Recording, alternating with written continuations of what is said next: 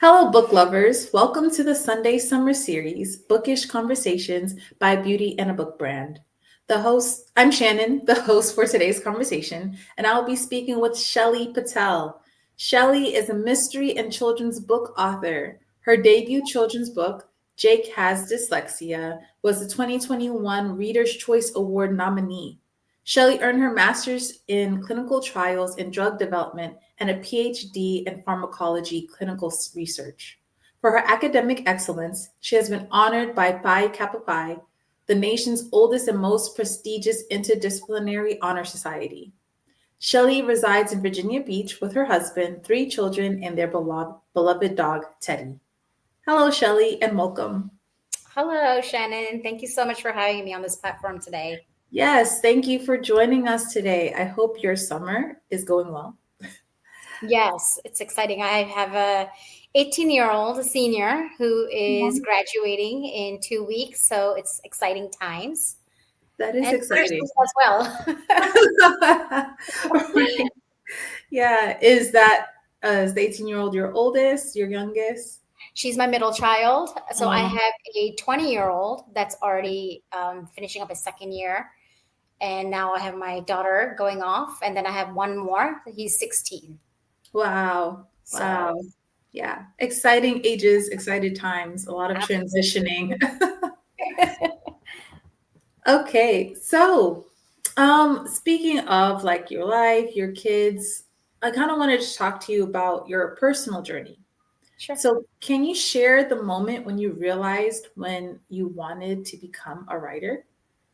Sure, absolutely. So I've been an avid reader my entire life. I just loved books. So my greatest possession were like to have so many books when I moved from one house to another. And in my 20s and 30s, I just had my career, my children. So I think life took a hold of that, and I had to put that in the back burner. Like so many moms do for their, ambitions or their dreams. And then when my children were growing up, and I just knew it was the perfect time. And my youngest one, my 16-year-old that I had mentioned, was diagnosed with dyslexia. And I just knew at that moment, we were on vacation, my husband and my children. And I told my husband, I said, you know what? I think this is the perfect time for me to start writing. So my son came and said, hey, Mom, why don't you talk about and write about dyslexia? And give it, talk about it from a child's perspective, the ups and downs that children have to go through. And I say, you know what, this is such a perfect way to segue into my artistic endeavors. And I said, what better way than to have that human touch and that personal journey in my writing. So I took that jump, and and then I thought, you know what, I never looked back. And I said, this was just like a catalyst, if you will, into my artistic endeavors. And I've never looked back. Yeah, I love that. Because I know that being a parent and working with children who learn differently, some parents may see it as like, a challenge or a setback themselves, but instead you saw it as an opportunity for, talking about this dyslexia in children in your book. And that, I think, is a beautiful thing for your child, as well as all other children and parents who deal with the same thing, right? They can relate to your book. So that's wonderful. Can you describe the journey of your first published book, and what were some of the challenges and triumphs that you encountered? Oh boy.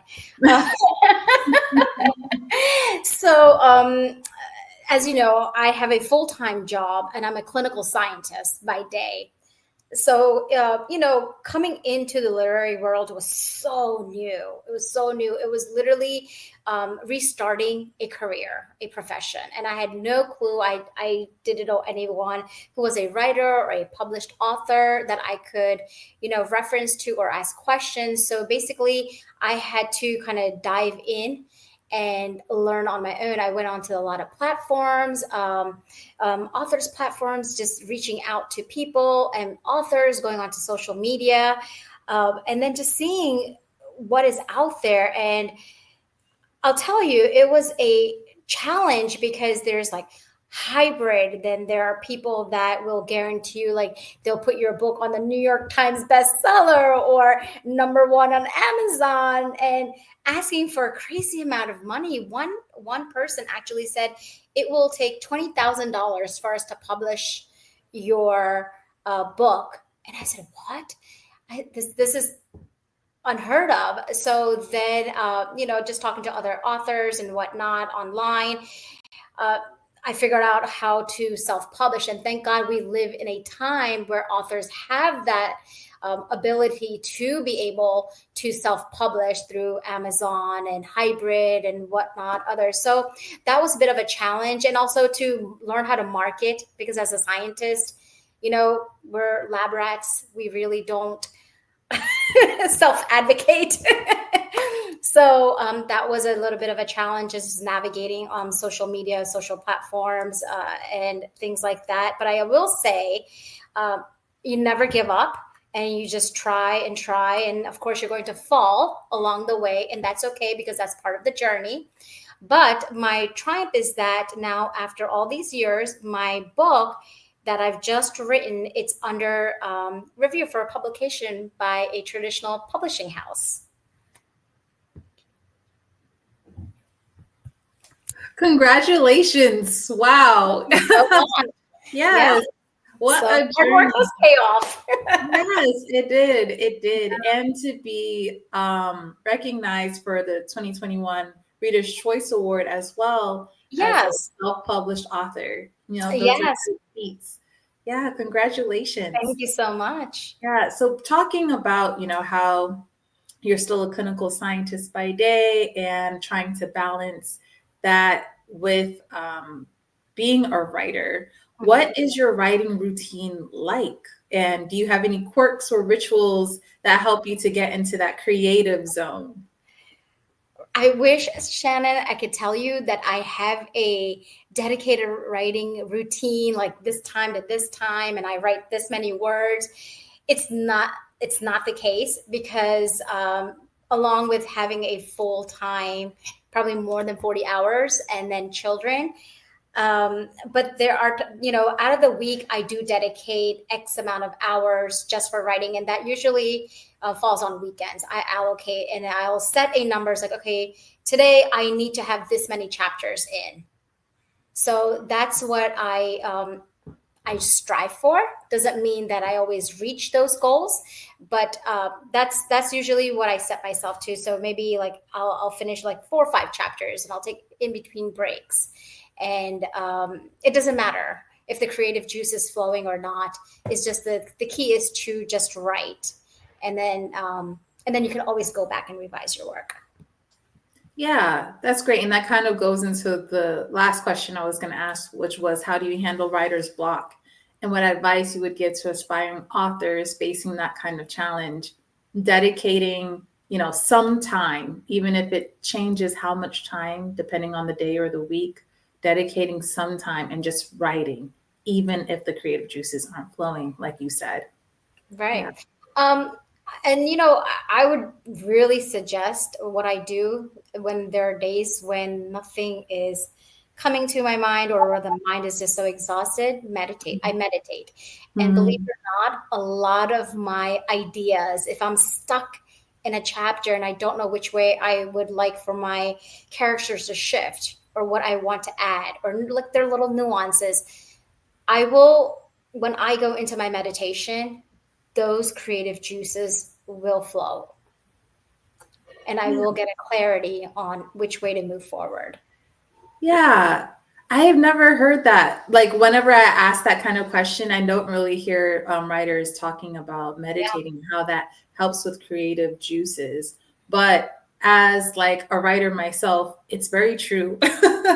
Like when I take time to myself and I kind of just sit in that quietness. Exactly. Yeah, it like allows your mind to freely wander and think about. Yeah, definitely. Yes, I think that's a great tip of advice for aspiring authors.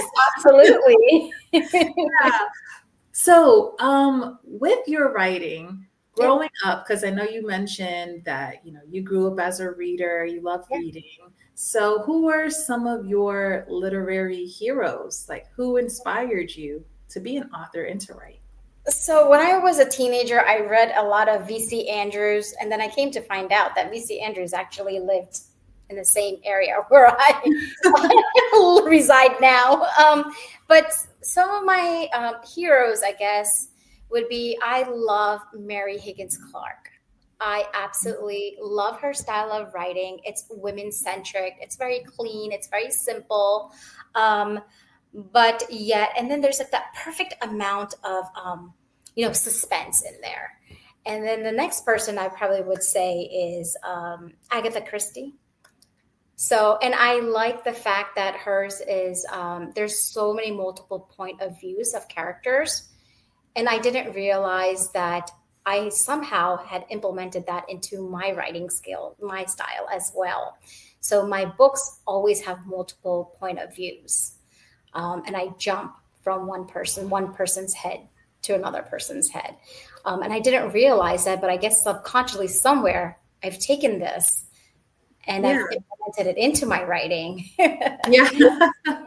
My stories are usually based on women centric. Okay. Women centered, taking those multiple POVs. Absolutely. Yeah, those are my types of books. If they're your type of books too, make sure to check out Shelly's books. Yeah. I think they all, offer different niches to the writing skills, and it's wonderful. It's all still in the suspense mystery genre. So, Yeah.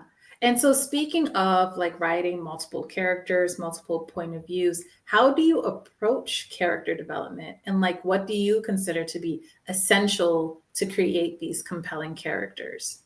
Yeah, very good question. So, usually I don't have, so I've learned in my journey that there's two types of author where they'll have this board and they'll have the characters listed, the plot and lines going through and there. And I do no such. I get in front of my laptop and I will start writing. The first thing is that the characters and the plot, I have to feel it. I really have to, it has to resonate with me, like saying, this is it. And the characters, I have to be able to get into the skin of the characters. So being able to even understand that flicker of excitement, those nuances, I should be able to crawl into those characters' skins where it actually becomes like a human with all those flaws. And I love creating my characters, even if they're antagonists or main-centered ones. If they have flaws, then they're real. Then readers can connect to them. So that's what I usually aim for, is that and then my plot follows once my characters are identified properly. Then my plot and my characters will go hand in hand. Yeah. So how do you balance like the elements of your plot with your characters and the setting in your writing? How do you balance those? So like I said, my plot and my characters will go hand in hand. And my plot is usually based around in Virginia Beach because I reside here.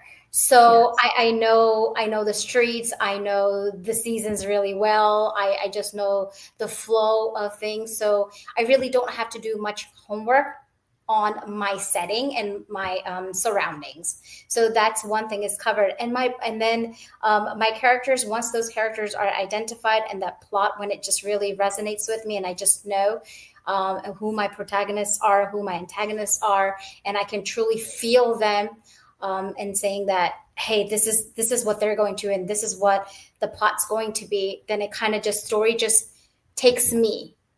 Now, I don't drive the story. The characters will drive the story. So I might go in saying, okay, my character is going to do this, and my character will do something totally different. And by the end of the chapter. It sounds funny because, you're the creator of the character, but yes. I feel like I understand what you mean when when you say that. Well, Yeah. because you get so immersed into these characters, right? And that's one thing I love doing, is just creating these characters that just have flaws, and that's just what makes them so perfect, is because they're flawed, and we humans are imperfect. Right. So Create relatability. Yeah. exactly. Yeah. Exactly.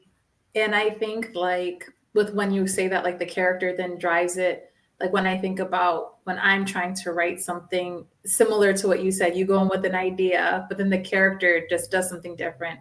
Exactly. Aligning their reactions with like how they are as a person after you've developed them. Yeah. Yeah.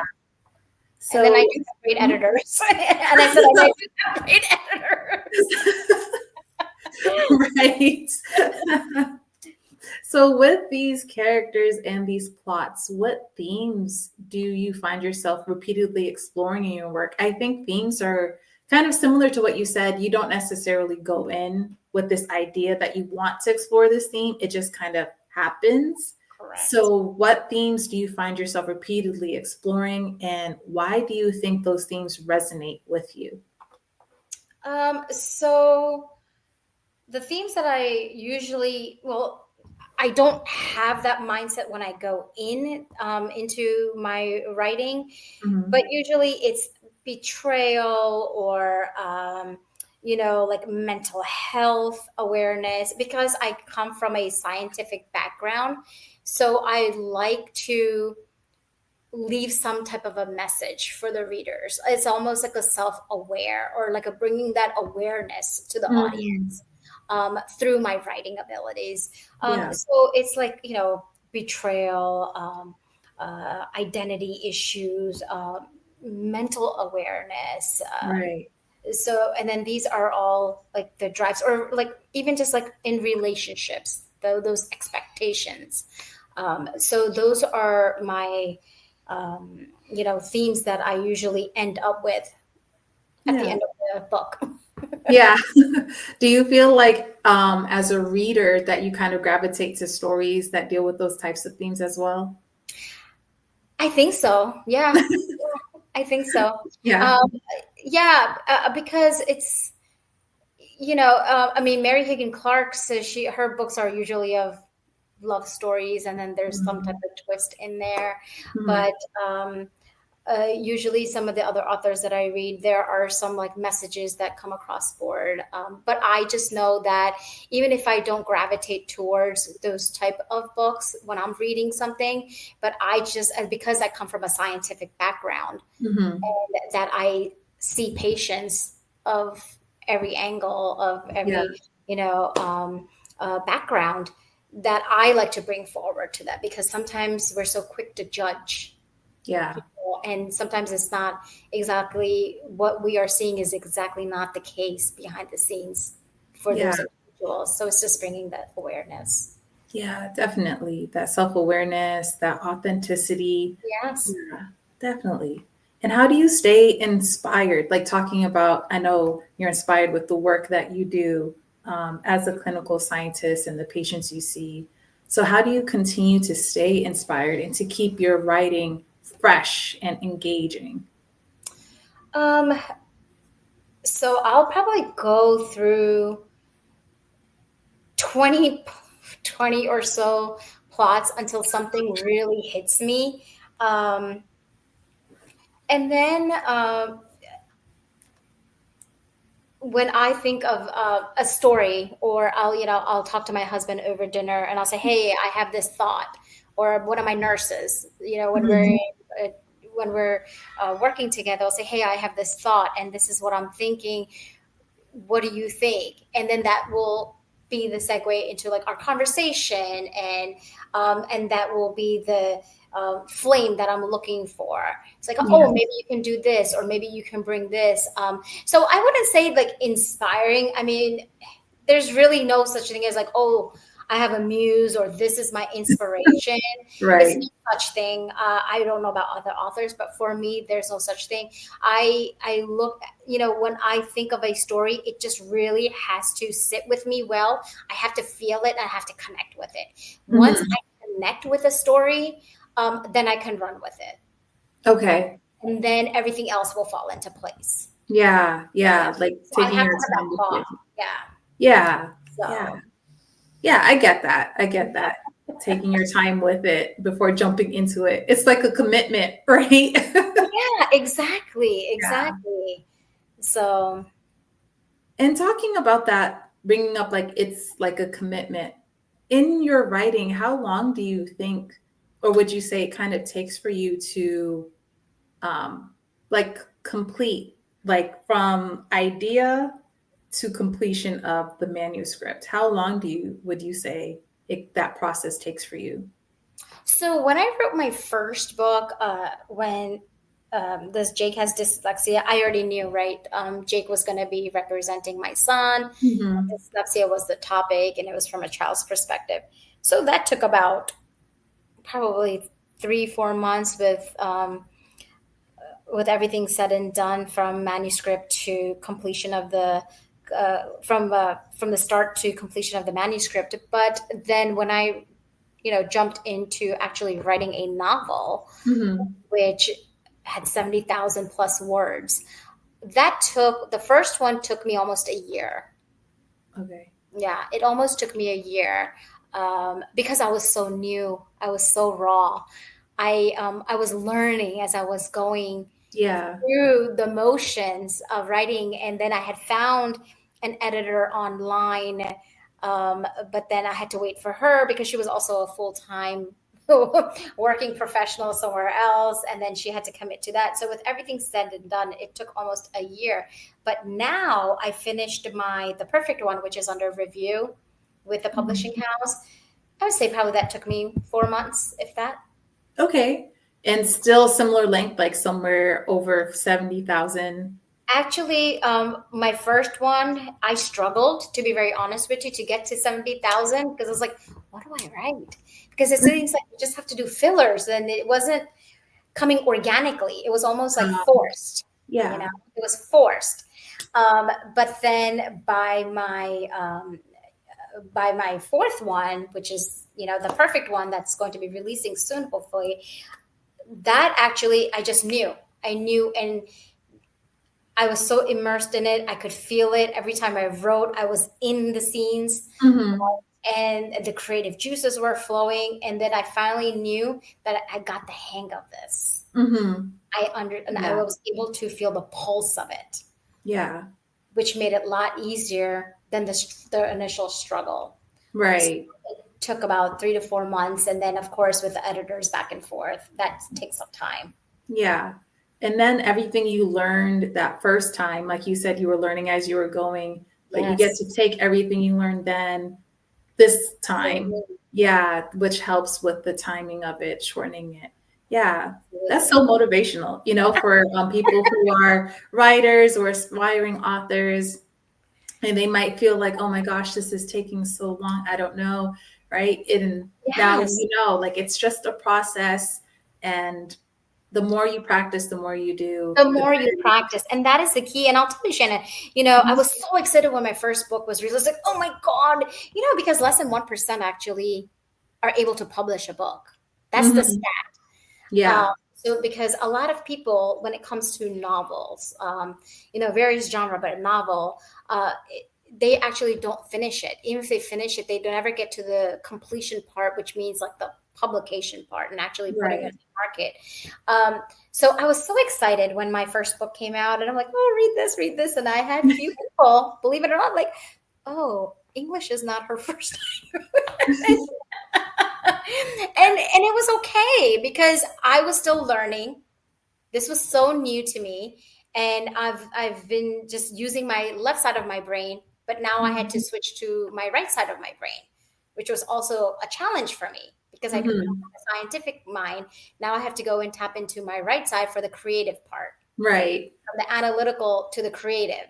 So it was back and forth until I figured out how to utilize both sides of my brain so Yeah. that I can write and use also the analytical part when it comes to constructing the stories. Right. Yeah. Definitely. And, you just brought up, you said some people were like, oh, English is their first language. I didn't recognize that. What is your first language? So my first language is Gujarati. Okay, Yeah. Gujarati. And It's is that in India. an Yeah. Indian language? Yeah. Okay. Mhm. Do you feel like in your latest book or in future projects, you would want to like incorporate some of your culture or that your first language to give it some of that authenticity in any of your work? I'm so glad you asked me this question. Actually, I do. I have it in my Broken Reflection, and when my group of book club readers, when they read his name, they went all gaga goo goo, and I added a little bit of components and aspects of, my culture and my heritage into it. Not so much, but just like a little bit of like a little bit of a juice here and there in Mhm. chapters, and then in the perfect one, I don't think I added as much. And then I finished another manuscript, which is part of a trilogy. Okay. So, and uh, that is called The Perfect Murders, and the first book of the series is called The Hunt. And in there, my main character is actually Indian. Oh, nice. So slowly, I'm bringing it forward. Yeah, to bring that voice. And I'm sure, other people of the same culture, of the same language, they would appreciate like seeing themselves in these stories. Yeah. Yes, Yeah. yes. Yeah. So in your opinion, what is the most rewarding aspect of being an author? Um, so I would probably say that when I wrote my first one, when Jake has dyslexia, Mhm. believe it or not, I had adults, even though it was based on a children's book, I had adults come up to me and said how moving my book was. And Mhm. they said to me, one of the guy's exact words were, I wished my parents had taken a proactive measures when I was a child to get the proper diagnoses for me so that I didn't have to hate school and drop out because I struggled. Yeah.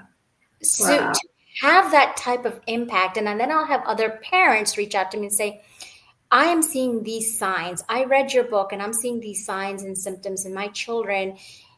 How do I go about it? Where do Yeah. I take them for their evaluation?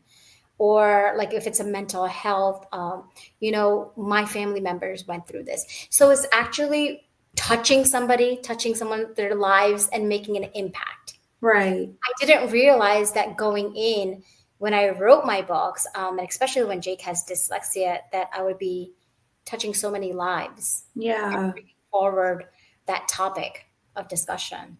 I mean, I've had medical doctors come up to me, medical doctors, when they have multiple kids and they're like, I think my child is displaying this, but I'm not sure, because what you never want to accept it. Hmm. It's just bringing that awareness. Yeah. Yeah. That is amazing. Yeah, to know that your art had such meaning and impact on other people. That is amazing. And congrats to you for that. That is definitely an Thank you. accomplishment that Thank needs you. congratulating. Yeah. So, how has the publishing landscape changed, like throughout this journey of going for writing your children's book, and now with the perfect one, and then you said you're starting or you're writing a trilogy. So, in that journey, how have you seen the landscape of publishing change, and Oh, how have you adapted to those changes? yeah. So I know in my 20s and 30s, when I did want to write, but just life took hold of it and this Mhm. took a backseat, it was very difficult for authors to write and publish or submit their books to agencies, because at that time, most of these agencies did not accept manuscripts if it was not by an agent. But now the landscape has changed. Like 20 years later, it's really changed because even the major publishing houses like Mhm. Macallan or Penguin, these kind of publishing houses, they still require an agent, but there's still other various platforms that you can submit your manuscript to. And if your manuscript is good, then you will be picked up, and you don't really need an agent for that. So I think in that aspect, the industry has changed. I think there's so many various platforms where authors are able to publish their work, even through Amazon, through Barnes and Nobles. So from that aspect, I think it's amazing. Yeah. That people are able to pursue their dreams of writing, or just creative outlet, if you will. So I think that landscape has changed for the positive, where it Yeah. allows readers to publish their work. Yeah. I didn't even realize that you can do self-publishing with Barnes and Nobles. Yeah, you don't need an agent.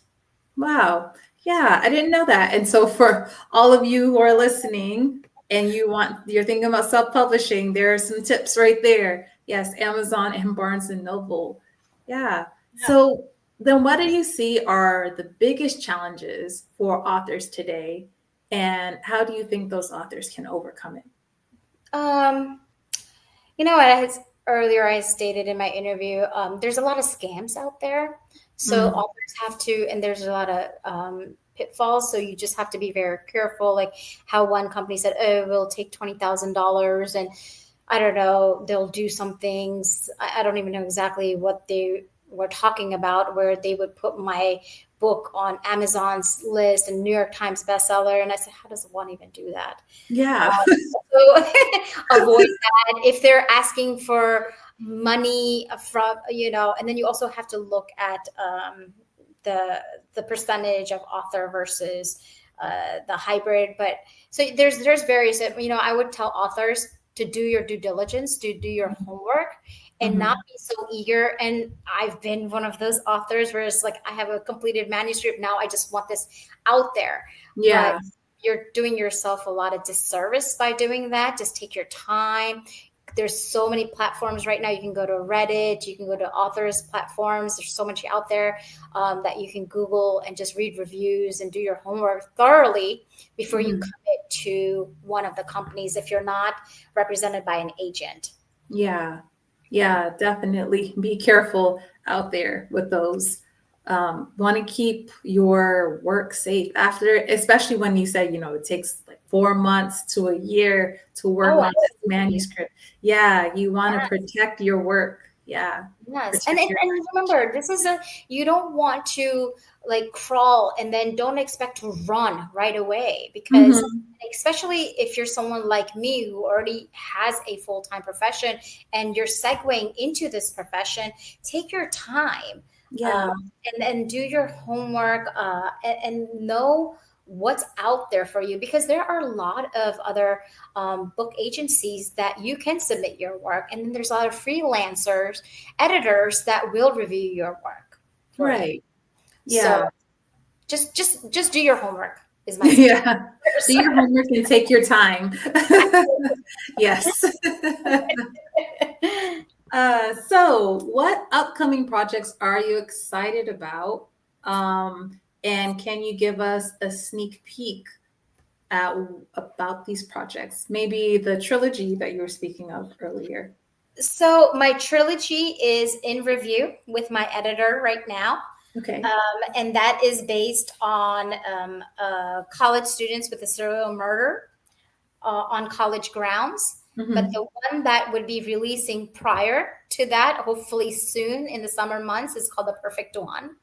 And that is about a husband and a wife, Layla and Jack Peterson, and they own a cabin and out in Virginia Beach, outskirts of Virginia Beach. And one of their best friends, Brent, who is a lawyer, is found murdered in Layla's bed.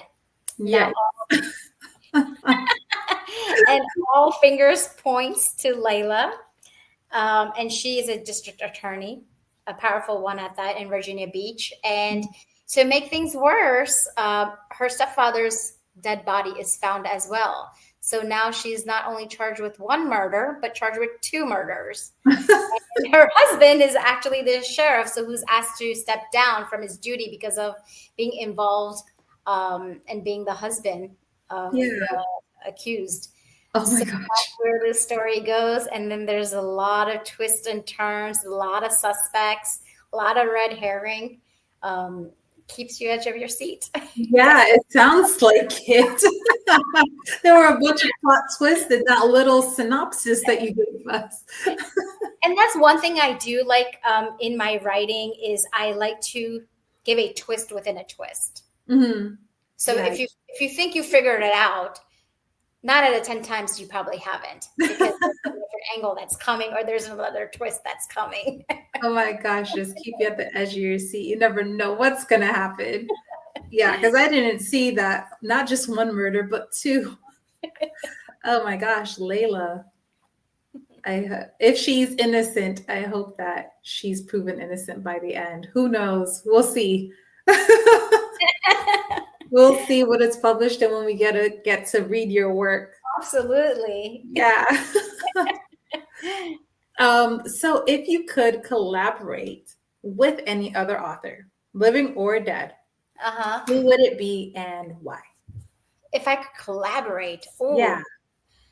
You know who my favorite right now is? Frida McFadden. The Housemaid series. I love her. Yeah. I love her style of writing. Actually, one of my nurses was into reading romance, Colleen Hoover's books. And I said to her, I said, hey, why don't you try the suspense genre? And I gave her my book, and she loved it. So then I said, hey, let me give you another better author, Frida McFadden.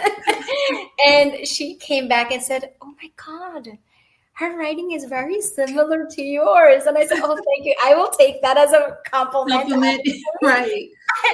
And why she's my favorite, I think it's because our not lifestyle, but our professional work aligns. She is also a medical professional by day. Okay. And when she was writing her books, you know, back in the day, she never told her colleagues about it. She kept it really a secretive from everyone that she was actually writing. And she's a neurologist, or in, you know, I think by profession, something like that. And then this was also her part-time until she made it big. Yeah. She's somebody that I enjoy her books because she also has twist within twist. And her books are very simple to read. It's very clean. It's fast paced. It's edge of the seat type of thriller. And I get excited every time she publishes a book. And I notice that her books are published even closer and closer from her last publication. So it's just enjoyable to read her in this era. Yeah. It is. I dug into the Housemaid series, so that was very entertaining. Yes, it's very entertaining. Very entertaining. Yes. You should read her book, The Perfect Son. Oh, okay. Yes, I'll put that. Really good. Yes, Perfect Son. Yeah, I had my friend recommended. I think it was The Boyfriend. The Boyfriend. Yes. Yeah. So I'll definitely check out her other titles as well. Yeah, you should, because her she's a really good writer. I really, really enjoy reading all her books, actually. Yeah, her stories definitely, like I said, definitely entertaining, and kind of like what you were saying, what you want or what you do with your books, like twists you don't really expect, right? Exactly. And like you never see it coming. I don't like a book where I'm able to figure it out in the middle of my story. And for her books, it's usually really hard to figure out until the very end. Yeah, it really is. To like the last chapter. And then she still leaves you guessing, like with the little epilogue at the end. Yes. So my books are very similar to that. Right. So with that, talking about like Frida McFadden and recognizing her style and her success as an author, what legacy do you hope to leave with your writing? Honestly, if I feel that even if I have touched one person through my writing and through my books, I feel that I have done my job. If I brought forward, that I had stated this one guy that said that I wished my parents would have been this involved and diagnosed me, then maybe today I wouldn't have dropped out of school and I would have enjoyed being in Yeah. school. And, he said that now I'm very involved in my son and very cautious of his limitations, or if he's struggling, then I'm more self-aware. Right. So I feel that my legacy is that it's okay, because success is measured in so many different levels, and success means so much.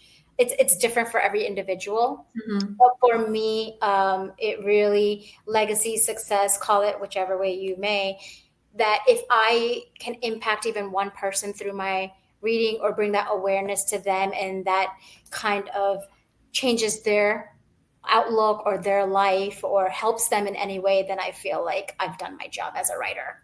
Yeah. Yeah, definitely. And just to kind of like end us off with writers who are just beginning this journey, what advice would you give those young writers? If you're just starting out, um, enjoy what you're doing, be patient with yourself, allow yourself to make mistakes, allow yourself to fall. And rejections are not indicative of who you are. It Mhm. it does not reflect on your work, or your lack thereof for your work. It's okay, because a lot of major authors that are well known today went through the same struggles that you might be facing now. But my biggest advice is enjoy your work, love it, have passion for it, because when you have passion for something that you're doing, that success will eventually come. Not today, not tomorrow, but don't give up. And if you believe in yourself and your work, it will come eventually down Yes. the road. So, Yes. yes, and failure is part of that journey. So, embrace that failure as well, because it will really shape you to who you will become, or who you are meant to become. So, and that's okay too. Yeah. Those are such moving words, because like I said, I'm trying, I write myself. So that motivates me. And I hope you all listening, that motivates you as well, not to give up on this journey as a writer. And failure is definitely part of it. Absolutely. Yeah, definitely. Thank you so much, Shelly, for your time today. It was wonderful speaking with you, You too. getting to know you a bit more, getting to know more about your writing, about your upcoming stories. And we look forward to checking out your work. Thank you so much. And thank you for giving me this opportunity to talk about my work and who I am. Yes, thank you Thank so you much. so much. Yes, I hope you have a great Sunday. Thank you so much. Bye bye. Bye. All right, book lovers. So that was our interview with Shelly Patel. Please make sure to check out her work. Jake has dyslexia. Make sure to stay tuned for her upcoming projects, The Perfect One. And in the comments, book lovers, please go ahead and share a fun book related fact in the comments.